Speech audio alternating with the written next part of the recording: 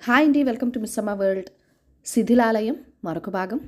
సవరగండు పొత్తు గాయపడి వడ్ల పాత్రలో పడిపోగానే అతడి అనుచరుల్లో నాయకత్వం వహించిన సవరుడు శివాలుడి హెచ్చరిక విని తాను పెద్ద చిక్కుల్లో తలదూర్చానని గ్రహించాడు. ఇప్పటి పరిస్థితుల్లో పోరుకు దిగడం అట్టే సర్వనాశనం కావటమే. అలా అని శివాలుడికి లొంగిపోతే ఇక సవరపల్లెలో తనకు తమ నాయకుడికి మానవ మర్యాదలు దక్కవు.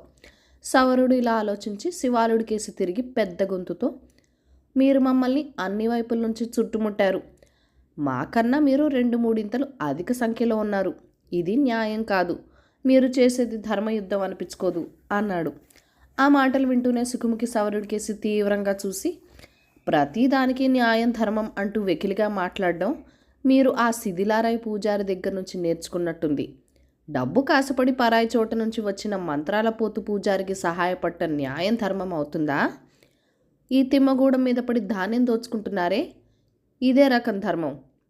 ఇక ఆటే మాట్లాడక ఆయుధాలు కింద పడేయండి అన్నాడు. ఓసారి మేము నిరాయుధులం అయిన తర్వాత మమ్మల్ని అందరూ మీరు ఈటలతో పొడిచి చంపరని హామీ ఏమిటి అన్నాడు సవరుడు. అదంతా మా దయా దక్షిణ్యాల మీద ఆధారపడి ఉంటుంది. ఇంతకు మీరు చప్పున ఆయుధాలు వదులుతారా, అవతల పారేస్తారా లేక అంటూ సికిముఖి విక్రమకేసరి వెంట ఉన్న సబరుల యువకుల కేసి చూశాడు. సికిముఖి మాటల ధోరణి అలాగే కొనసాగితే అనవసర రక్తపాతం జరుగుతుందని భయపడి శివాలుడు తన చేతిలో ఉన్న ఈటను దూరంగా విసిరేస్తూ, మీ సవరుల్లో ఏ ఒక్కరికి హాని జరగదని నేను మాట ఇస్తున్నాను. కావాలంటే ఆయుధాలు దగ్గరే ఉంచుకోండి, నా అభ్యంతరం లేదు. నాకు కావలసిన వాడు శిథిలాలయ పూజారి. వాడే నాకు ప్రబల విరోధి. ఇంతకు మీ నాయకుడు గండుపోతుడెక్కడా అని అడిగాడు. సవరుల నాయకుడిగా మాట్లాడిన వాణ్ణి, ఇక్కడ వడ్ల పాత్ర అడుగున పడున్నాను. గాయం నుంచి నెత్తురు వరదై పారుతున్నది. కళ్ళు బయర్లై తిరుగుతున్నాయి అంటూ అరిచాడు సవరగండుపోతు పాత్రలోంచి. శివాలుడు ఆశ్చర్యంగా ఆ మాటలు వినిపించిన వైపుకి చూసి గబగబా వడ్ల పాత్ర దగ్గరికి పోయి లోపల తొంగి చూశాడు. గండుపోతు పాత్ర మధ్య కూర్చుని తల ఎత్తి శివాలుడికేసి చూశాడు. గండుపోతా, ఏమిటిది? గాయపడ్డావా? త్వరగా పైకెక్కిరా. ఆ శిథిలాలయ పూజారిని పట్టుకునేందుకు నీ సహాయం కావాలి అన్నాడు శివాలుడు. పైకెక్కి రాగలిగితే ఎప్పుడో వచ్చి ఉండేవాణ్ణి. ఈటపోటు తిని కుడి చేసి చచ్చుపడిపోయింది. ఎడమకాలు కీళ్లు విరిగినట్టు అనుమానం. ఇంత చేసిన వాడెవడో తెలుసా? నీ కొడుకు సికిముఖి. వాడు ధైర్య సాహసాల్లో కత్తి ఈట సాముల్లో నా అంతటి వాడు. వాడికి ఈడొచ్చిన నా కూతురు నాగమల్లిని ఎందుకు చేసుకోకూడదు? ఏమంటావు శివాలా అన్నాడు గండుపోతు పక్కపక్క నవ్వుతూ. ఈ అసందర్భ మాటలు వినగానే ఎత్తు నుండి పడడం వల్ల, గాయం నుంచి రక్తస్రావం జరగడం వల్ల గండుపోతుకి మత చెలించి ఉంటుందనుకున్నాడు శివాలుడు. ఆ వెంటనే అతడు తన అనుచరుని హెచ్చరించి ఒక కొయ్య పలక తెప్పించి దాని చివర్ల తాళ్లు కట్టించి 2 పాత్రలోకి దింపారు. వాళ్ళిద్దరూ గండుపోతుని కూర్చున్న చోటు నుంచి పైకి ఎత్తి కొయ్య పలక మీద పడుకోబెట్టారు. పాత్ర పైన ఉన్న వాళ్ళు గండుపోతుని మాటిలో పడ్డ అడవి జంతువుల్ని పైకి లాగినట్టుగా తాళ్ల సాయంతో పైకి లాగారు. గండుపోతు తన అనుచరులకేసి చూసి ఆశ్చర్యపడుతూ, మన వాళ్ళందరి దగ్గర ఆయుధాలున్నాయే, ఇంతకీ ఇక్కడ గెలిచిందెవరు? మన వాళ్ళెందరు చచ్చారు అని ప్రశ్నించాడు. సౌరవులోక నాయకుడు వహించిన వాడు అని గండుపోతూ ముందుకు వచ్చి, దొరా, సబరశివాలు దొర ఇక్కడ రక్తపాతం జరగకుండా ఆపారు అన్నాడు. అనుచరుడు అలా చెప్పగానే గండుపోతు శివాలుడికేసి తిరిగి, నేను మీ జాతి వాళ్లకు చాలా అన్యాయం చేశాను. పూజారి కుక్క నాకు బంగారం ఆశ చూపి నా చేత ఈ పాడు పనులు చేయించాడు. నన్ను క్షమించు అన్నాడు వణుకుతున్న గొంతుతో. జరిగిందేదో జరిగింది, ఇద్దరం మర్చిపోదాం. ముందు నీ కాలికి చేతికి కట్టు కట్టని, తర్వాత ఆ పూజారి వేట అందరం కలిసి ప్రారంభిద్దాం అని చెప్పి శివాలుడు అంత దూరాన నిలబడి చూస్తున్న వృద్ధునొకడిని దగ్గరికి పిలిచి, ఈ సవరజాతి పెద్దకు వెంటనే చికిత్స చేయి అన్నాడు. ఆ వృద్ధుడు గ్రామ వైద్యుడు. అతను తన వైద్య పరికరాలను ఎప్పుడూ సంచిలో పెట్టుకుని భుజానికి వేలాడి తీసుకుని తిరుగుతుంటాడు. అతడు గండుపోతు చేతికి గాయం మీద ఏదో ఆకుపసరు పిండి అవే ఆకుల్ని కట్టుగా కట్టాడు. తర్వాత గండుపోతు ఎడమ కాలికి వేళ్లకి పట్టి చూసి 2 సవరుల్ని గండుపోతు చేతులు పక్కకి పట్టుకోమని చెప్పి 2 వెదురు బద్దల్ని అతడి మోకాలికి పైన కింద పెట్టి తాడుతో గట్టిగా బిగించి మూసేశాడు. వైద్యుడు ఇది చేసేటప్పుడు గండుపోతు బాధతో గిలగిల్లాడిపోతూ, ఇంత బాధకు కారకుడు ఆ పూజారి కుక్క. వాడిచ్చిన బంగారు ఇటుకల్ని మహానదిలో పాడేయండి. వాణ్ణి ఈటగుచ్చి టేకమాను చిటారు కొమ్మకి ఎండగట్టండి అంటూ అరిచాడు. కట్టడం కాగానే గ్రామ వైద్యుడు లేచి నిలబడి గండుపోతు ముఖంలోకి తీక్షణంగా చూస్తూ, గండుపోత, వైద్యుడిగా నా ధర్మం ఏదో నేను చేశాను. ఇప్పుడు చెప్పు, మా గ్రామం నుంచి దోచుకుపోయిన ధాన్యం మాకు తిరిగి ఇవ్వదలిచావా లేదా అని ప్రశ్నించాడు. వాళ్ళు ఎత్తుకుపోయిన బహు కొద్ది ధాన్యమే. అంత ఎత్తుకుపోకుండా సికిముకి పులిగండులా వచ్చి పడ్డాడు. మా వాళ్ళు ఎత్తుకుపోయిన ప్రతి బస్తా ధాన్యానికి 2 బస్తాలు మా సొంత ధాన్యం చేర్చి మీ గ్రామ పాత్రల్లో పోయిస్తాను అని చెప్పి గండుపోతు తన అనుచరులతో, బస్తాలుగా కట్టి ఉన్న ధాన్యాన్ని అంతా పాత్రలో పొయ్యండి. మన వాళ్ళు గూడెంలో దాచిపెట్టిన ప్రతి బస్తాకు 2 బస్తాలు చేర్చి మన పల్లె నుండి ఇక్కడికి తీసుకురండి అన్నాడు. తన నాయకుడు ఇలా ఆజ్ఞాపించగానే సవరులు కొందరు తమ పల్లెకేసి బయలుదేరబోయారు. గండుపోతు వాళ్ళని ఆపి, పూజారి కుక్క తన గుహ వదిలి అరణ్యంలో తిరుగుతుండొచ్చు. ఒకవేళ మీకు ఎదురుపడి అడిగితే ఇక్కడ మన సవరులందరూ శబరశివాలుడు ఖైదీలుగా చిక్కుకుపోయారని చెప్పండి అన్నాడు. తర్వాత గండుపోతుని శివాలుడు 2 చేత గ్రామ చావడిలోకి మోయించుకుపోయాడు. చావడిలో శివాలుడు, సికిముకి, విక్రమకేసరి ఒక పక్కగా కూర్చునున్నారు. గండుపోతు తన అనుచరులు పరిచిన జంతు చర్మాల మీద గోడకు చేరవేలుగలబడి కూర్చున్నాడు. శివాలుడు ప్రశ్నించిన మీదట అతడు శిథిలాలయ పూజారి వారం రోజుల క్రితం తమ పల్లెకు రావటం, లంచంగా చాలా బంగారం ఇచ్చి విక్రమకేసరి నుంచి తాళపత్ర గ్రంథం సంపాదించి తనకిమ్మని అడగడం గురించి చెప్పాడు. శివాలు, కేవలం వాడిచ్చిన వెధవ బంగారం కోసమే నేను ఇన్ని పాడు పనులు చేశాననుకోకు. వాడు నాకు మహత్తరమైన మంత్రాలు నేర్పి నన్ను అరణ్యానికి మహారాజుని చేస్తానన్నాడు. వాడంతటికీ కావాలని ఆ తాళపత్రం గ్రంథం రహస్యం ఏమిటి అని ప్రశ్నించాడు గండుపోతు. అది నువ్వు అడగవలసిన ప్రశ్న కాదు గండుపోత. ఒక విధంగా నాకు తాళపత్రాల్లో ఉన్న రహస్య విషయాలేమిటో పూర్తిగా తెలియవు. అది అలా ఉంచుదాం. ఈ శిథిలాలయ పూజారి ఈ ప్రాంతాల నుంచి స్వేచ్ఛగా తిరిగి బ్రహ్మపుత్ర నది లోయల్లోకి పోవటం మున్ముందు కొన్ని చిక్కులకు దారి తీస్తుంది. వాడిని ఇక్కడే పట్టుకొని హతమార్చాలి. ప్రస్తుతం వాడు దాగి ఉన్న కొండ గుహ ఎక్కడా అని అడిగాడు శివాలుడు. గండుపోతు సికిముకి కేసి తల తిప్పి, మీ సిక్కికి ఈ చుట్టుపక్కల ఉన్న అరణ్యం, కొండలు క్షుణ్ణంగా తెలిసినవే కదా సిక్కి. నందికొండ దిగువన ఉన్న తాటి తోపులో నీవెరిగే ఉంటావు. ఆ తోపుకు దక్షిణపు అంచున ఒక 5 తలల తాటి చెట్టున్నది. ఆ తాటి చెట్టెక్కి అన్నిటికన్నా ఎత్తుగా ఉన్న తల మించి చూస్తే ఆ పూజారిగాడు ఉంటున్న గుహ సూటిగా కనబడుతుంది.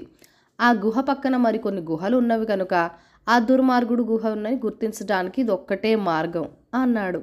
ఆ గుహ ముందు కావలి వాళ్ళెవరైనా ఉన్నారా అన్నాడు సికిముకి. గుహ ముందు లేరు.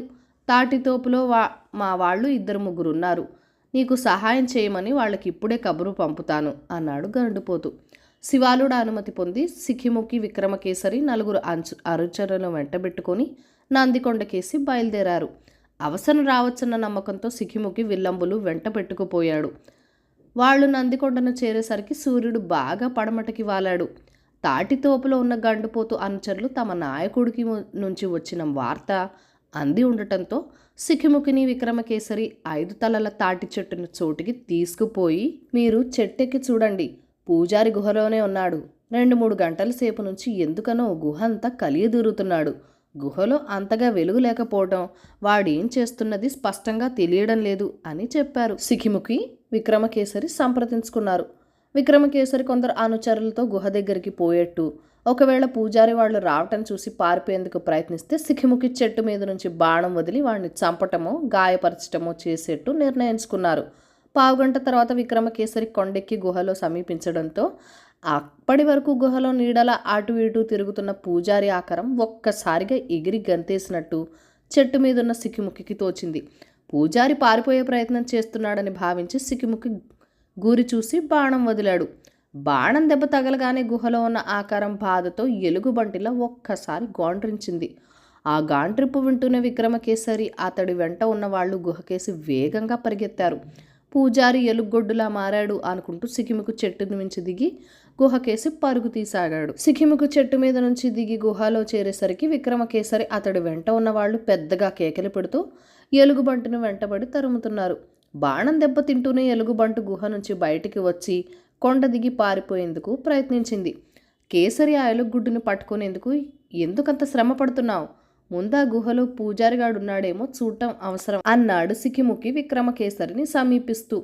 ఆ మాటలు వింటూనే గండిపోతూ అనుచరులైన సవరులు, ఇంకెక్కడ పూజారి, మనను మోసగించేందుకే వాడిలా ఎలుగుబంటుగా మారిపోయాడు. వాణ్ణి ఆకారంలోనే పట్టుకుని నిలువున భస్మం చేసేద్దాం అన్నారు. శిథిలాలయ పూజారికున్నవన్నీ చెప్పబడే అపురూప శక్తులలో సికిముకికి రవ్వంత నమ్మకం ఉన్నది. తాటి చెట్టు పైనుంచి దిగి వచ్చేటప్పుడు అతడు గుహలో ఉన్నది ఎలుగొడ్డుగా మారిపోయిన పూజారి అయి ఉండవచ్చు అనుకున్నాడు. అలాంటప్పుడు ఆ అమాయకులైన సవరి యువకులు ఎలుగుబంటిని పూజారిని అని భ్రమపడి ఉండడంలో పెద్ద ఆశ్చర్యపడవలసింది ఏమీ లేదు. సికిమికి ఇలా ఆలోచించి ఎర్రగండుని ఎలుగుబంటు మీదకు ఉసుగొలుపుతూ, కేసరి, మీరు ఎలుగును పట్టుకోండి, గండుపోతూ ముఠావాళ్ళు అన్నట్టు అది పూజారి అయినా కావచ్చు. అయినా కాకపోయినా వాళ్ళకి మనం కోపం తెప్పించడం ఎందుకు? నేను ఈ లోపల గుహలోకి పోయి ఆ దుర్మార్గుడు చీకట్లో ఎక్కడైనా నక్కి ఉన్నాడేమో చూస్తాను అని గుహలోకి వెళ్ళాడు. గుహలో జాగ్రత్తగా పరీక్షించిన మీదట సికిముకి శిథిలాయలు పూజారి అందులో కొన్నాళ్ల పాటు ఉన్న గుర్తులు కనిపించినాయి. గుహలో ఒక మూలగా పులి చర్మం ఒకటి పరిచి ఉన్నది. మారుమూల వంట చేసుకునేందుకు సిద్ధంగా ఉంచిన పొయ్యి, కొన్ని మద్ద పాత్రలు కనిపించాయి. పొయ్యి పక్కనే చమురుతో బాగా తడిపి ఉన్న 2 దివిటలు, బండరాళ్ళు ఆనించబడి ఉన్నాయి. ఇది తప్పిస్తే పూజారి గుహ నుంచి పారిపోయేందుకు మరి రహస్య ద్వారము ఉన్న సూచనలు సికిముకి కనిపించలేదు. కారణం ఏదైనా కావచ్చు. అతడు ఇప్పటికీ చాలా గంటల క్రితమే గుహ వదిలిపోయి ఉండాలి. తప్పించుకునే ప్రయత్నంలో ఎలుగుడ్డును మహా తెలివిగా ఇందుకు ఉపయోగించుకున్నాడు. దొరికినట్లే దొరికి తప్పించుకున్న శిథిలాలయ పూజారి జుత్తుల మారితనానికి సికిముకి అబ్బురపడుతుండగా గుహ బయట నుంచి విక్రమకేసరి పిలుపు వినిపించింది. సికిముకి వెంటనే బయలుదేరి వచ్చాడు. ఎలుగొడ్డును ఎత్తైన రాళ్ల మధ్యకు తరిమి సవరులు దాని మెడకు తాడు తగిలించేందుకు తీవ్రంగా ప్రయత్నిస్తున్నారు. మరోవైపున ఎర్రగండ్లు రాళ్ల మధ్య ఉన్న ఒకే ఒక ఇరుకు దారి నుంచి బయటకు పారిపోకుండా అక్కడ నిలబడి దిక్కులదిరేలా పెద్దగా మొరుగుతున్నది. విక్రమకేసరి సికిముకి దగ్గరకొచ్చి చిన్నగా, సిఖి, ఆ నల్ల ముద్దు శిథిలాలయ పూజారి కానే కాదని నాకు తెలుసు. కానీ సవరుల మూఢ విశ్వాసాన్ని తృణీకరిస్తే మనకు కొన్ని అనవసర చిక్కులు ఎదురయ్యే ప్రమాదం ఉన్నది. పైగా వీళ్లు తమ నాయకుడైన గండుపోతుతో ఎలుగుబంటిగా మారిన పూజారిని మనమే చేతులారా చాడవిడ్చామని చెప్పి తీరుతారు. అతడికి పూజారి మంత్రశక్తుల్లో పూర్తి విశ్వాసం ఉన్నట్టు కనబడుతుంది అన్నాడు. ఆ దుర్మార్గుడి వల్ల చిక్కుల్లో పడిన తర్వాత గండుపోతుకి అతడి మీద నమ్మకం పోయి ద్వేషభావం కలిగిందని నేను అనుకుంటున్నాను. ఏమైనా కొండ కింద నుండి పూజారి గుహల్లో కాపలా కాస్తున్న వాళ్లకు వాడు బయటకు పోయిన సంగతి కానీ ఆ ఎలుగుబంటి లోపల ఉన్న విషయం కానీ తెలీదు. అందువల్ల మనం దీన్ని పట్టుకుపోయి మా అయ్యకి గండుపోతుకి చూపటం మంచిది. ఆ తర్వాత అరణ్యంలో పూజారి గాడి వేట మళ్ళీ ప్రారంభిద్దాం అన్నాడు సికిముకి. సికిముకి ఎలుగుబంటు ఉన్న చోటుకు పోయి రాళ్ల మధ్య నుంచి దాని కేసి చూశాడు. అది పెద్దగా గోండ్రిస్తూ పారిపోయేందుకు ప్రయత్నిస్తున్నది. సికిముకి చుట్టూ కలియజూసి అల్లంత దూరంలో ఉన్న పొదల మీద అడవి తీగల్ని కోసుకువచ్చి వాటిని తాడుగా పెనవేసి ఉచ్చు వేసి దానిని ఎలుగుబంటి మెడకు మీదకు గురిగా విసిరాడు. అది ఎలుగుబంటి మెడకు తగులుకోగానే ఉచ్చు గొంతుకు బిగిసేలా 2 చేతులతో బలంగా లాగాడు. ఎలుగు మరింత పెద్దగా గోండ్రిస్తూ చేతులతో తాడును తెంచేందుకు ప్రయత్నిస్తున్నది. సికిముకి హెచ్చరించగానే విక్రమకేసరితో పాటు 2 సవరులు అతడి చేతిలో ఉన్న తాడుని గట్టిగా పైకి గుంజారు. ఎలుగుబంటి ఆ గుంజుడు వేగానికి 1-2 అడుగులు నేల మీద నుంచి పైకి లేచింది. సికిముకి అదే అదునుగా దాని మూతికి ఒక అడవి తీగను గట్టిగా 2 చుట్లు చుట్టి ముడివేశాడు. సికిముకి విక్రమకేసరి కలిసి ఎలుగుబంటును రాళ్ల మధ్య నుండి బయటకు లాగి దాని మెడకు బిగిసి ఉన్న తాడును సవరులకిచ్చి, ఇక తిమ్మగూడానికి పదండి, ఇది అడవి గొడ్డో లేక శిథిలాలయ పూజారో మీ నాయకుడు సవరగండే తేలుస్తాడు అని చెప్పారు. వాళ్ళు ఎలుగుబంటితో గూడానికి చేరేసరికి అక్కడ స్త్రీలు పిల్లలు గుంపులుగా పోయి పూజారి ఎలుగు, పూజారి ఎలుగు అని కేకలు పెడుతూ వాళ్లతో పాటు శివాలుడు సవరగండు పోతూ ఉన్న గ్రామ చావుడికి వచ్చారు. శివాలుడు ఆ గందరగోళం ఏమిటా అని చావడిలోంచి బయటికి వచ్చి తన కొడుకు ఎలుగుబంటిని చూస్తూనే, ఏమిటిది, ఈ దుర్మార్గుడు పూజారి గుహలో లేడా అని ప్రశ్నించాడు. పూజారి గుహలో నుంచి ఎప్పుడో పారిపోయాడు. ఆ సంగతి కాపలా వాళ్ళకి తెలియకుండా ఉండేందుకు ఈ ఎలుగుబంటిని గుహలో కట్టివేశాడు అని సికిముకి అక్కడ జరిగిందంతా తండ్రికి చెప్పి, గండుపోతు కులం వాళ్లకు ఈ ఎలుగు శిథిలాలయ పూజారి అన్న నమ్మకం ఉన్నది. అందుకనే దీన్ని ఇక్కడికి పట్టుకొచ్చాం. గండుపోతు కూడా దీన్నోసారి చూడడం బాగుంటుంది. అతడు చెప్తే తప్ప అతడు మనుషులకు నమ్మకం కలగదు అన్నాడు. ఈ లోపల గండుపోతు తన అనుచరులిద్దరిని భుజాలను పట్టుకుని చావుడి బయటికి తీసుకొచ్చారు. అతడు తన అనుచరులు చెప్పిందంతా విని ఎలుగుబంటి కేసి గుచ్చి చూస్తూ, ఆ పూజారి కుక్క ఎంతకైనా సమర్థుడే, ఎందుకైనా మంచిది. ఈ మోకాన్ని ఇంటికి తీసుకుపోయి నా కూతురు నాగమల్లికి ఒప్పచెప్తాను. మళ్ళీ ఈటే కత్తి తీసుకుందంటే ఇది నిజం చెప్పి తీరుతుంది. అని తన అనుచరులకేసి తిరిగి మన జాగ్రత్తలో మనం ఉండాలి. ఒకవేళ ఆ పూజారి కుక్క అరణ్యంలో తిరుగుతూ ఉండొచ్చు. మన గూడాన్నిన్నిటికీ కబరిందించండి, ఆ దుష్టుని పట్టుకునేందుకు ప్రయత్నం చేయండి అన్నాడు. గండుపోతు అనుచరులు వెలుగుబంటిని వెంట తీసుకుని అక్కడి నుంచి వెళ్ళిపోగానే శివాలుడు స్నేహపూర్వకంగా సమరగండుపోతూ భుజం తట్టి, గండుపోతా, ఇక మేము మా పల్లెకు వెడతాం. పూజారి మనకు అనవసర విరోధం తెచ్చిపెట్టాడు. అదంతా మర్చిపోదాం. నీ గాయాలు మాని త్వరలో ఆరోగ్యం కలుగుతుందని నమ్ముతున్నాను. నా కొడుకు తొండపాటుకి విచారిస్తున్నాను అన్నాడు. ఆ మాటలకు గండుపోతు బిగ్గరగా నవ్వి, తొందరపాట? ఆ వయసుకు ఆ మాత్రం తొందరపాటు లేకపోతే పెరిగి పెద్దయిన తర్వాత ఎందుకు పనికొచ్చేటు? నేను ఆ వయసులో ఉండగానే కాబోయే మామ మీద ఇలాంటి మోటు సరసమే ఆడాను. నా కూతురు నాగమల్లితో పోలిస్తే నీ కొడుకు సిఖిముఖి ఎంతో మేధకుడిగా కనిపిస్తున్నాడు. మీరంతా మా గూడానికి వచ్చి రాత్రికి నేనిచ్చే విందు భోజనం తినాలి. ఈ లోపల ఆ పూజారి కుక్క ఎక్కడ ఉన్నది తెలిసినా తెలియవచ్చు అన్నాడు. ఆ ఆహ్వానం అంగీకరించటమా మానటమా అన్నట్టు శివాలుడు తన కొడుకు కేసి విక్రమకేసి చూశాడు. వాళ్ళిద్దరూ ఏ భావము కనబరచలేదు. కానీ ఆ ఇద్దరి కళ్ళు గండుపోతు మీదే ఉన్నవి. అతడు మరేదైనా కుతంత్రం పన్నుతాడేమో అన్న అనుమానం వాళ్ళని పీడిస్తున్నది. శివాలుడు ఆలోచన గ్రహించిన వాడల్లా సవరగండుపోతుతో తలాడిస్తూ, ఒక కుల పెద్ద విందుకి ఆహ్వానిస్తే మరొక కుల పెద్ద రానడడం నేనింతవరకు చూడలేదు, వినలేదు అన్నాడు. సరే గండుపోతు, అలాగే వస్తాం. కానీ ఇక్కడ ఉన్న మా పల్లె వాళ్ళందరినీ మాత్రం మీ గూడానికి వచ్చే అవకాశం లేదు. నేను సిఖిముఖి విక్రమకేసరి మరి 4-5 మా వాళ్ళని మీ గూడానికి వస్తాం. మిగిలిన వాళ్ళంతా చీకటి పడేలోపు మా పల్లెకి పోవటం అవసరం. ఆ శిథిలాలయ పూజారి పల్లె మీద మరెలాంటి ఘోరానికి పూనుకుంటాడో ఊహించలేం కదా అన్నాడు. అది నిజమే. ఆ కాట్ల కుక్క పట్టుకొని చిత్రవధ చేసే వరకు నాకు మనశ్శాంతి ఉండదు. బయలుదేరదామా అన్నాడు గండుపోతు. శివాలుడు తన అనుచరులతో 4-5 మాత్రం తన వెంట ఉంచుకొని తాతిమ్మ వాళ్లను కుంభారమిట్ట పల్లెకు పోయి రాత్రల్లా తగు జాగ్రత్తలతో ఉండవని హెచ్చరించాడు. ఆ తర్వాత గండుపోతు అనుచరులు తమ నాయకుడికి డోలి ఒకటి తయారు చేసి అందులో అతన్ని కూర్చోబెట్టి దాన్ని అటిద్దరు ఇటిద్దరు భుజాలకెత్తుకుని తమ గూడెంకేసి బయలుదేరారు.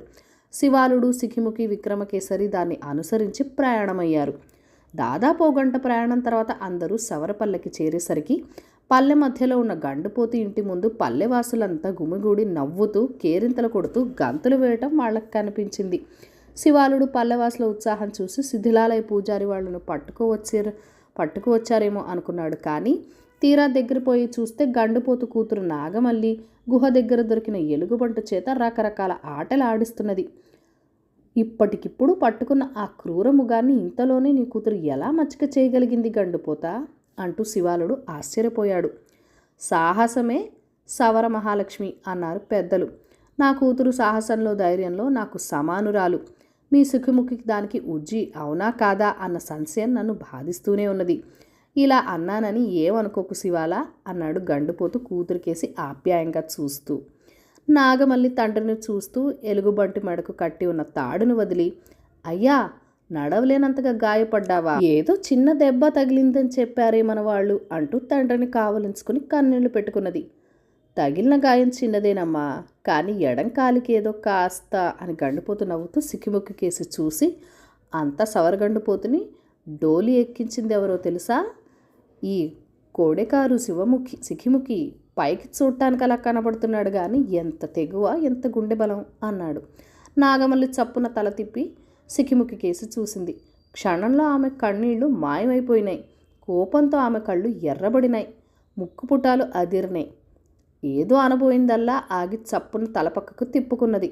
ఇదంతా గమనిస్తున్న విక్రమకేసరి సిఖిముఖితో రహస్యంగా, సిఖి, మనకు విందు చేయటంలో గండుపోతూ ఎత్తుగడ ఏమిటా అని ఇంతవరకు మనం ఆలోచిస్తున్నాం. అతడు మహా చేయగలిగితే ఆహారంలో విషం కల్పించగలడు. కానీ కూతురు నాగమల్లిని నీ మీద పగబట్టి ఉన్నది జాగ్రత్త అన్నాడు.